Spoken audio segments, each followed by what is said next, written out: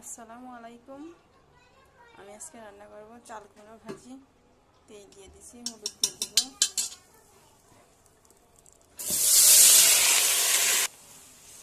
লবণ দিয়ে ভালো করে চাল কুমড়োটা ভেজে নিব।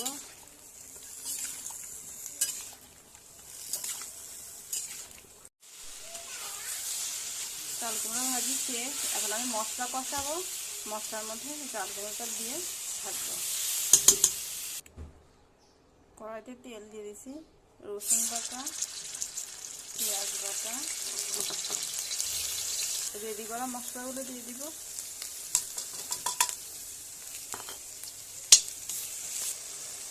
মশলা কষানো শেষ। চাল কুমড়ো ভেজে রাখছিলাম, ওগুলো দিয়ে দিব।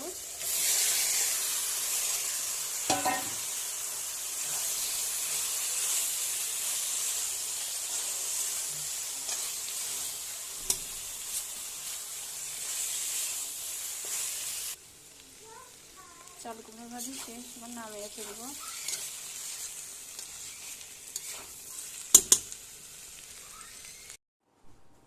আমার রান্না শেষ। আপনাদের ভালো লাগলে লাইক, কমেন্ট, শেয়ার, সাবস্ক্রাইব করবেন। চ্যানেলটির সঙ্গেই থাকবেন।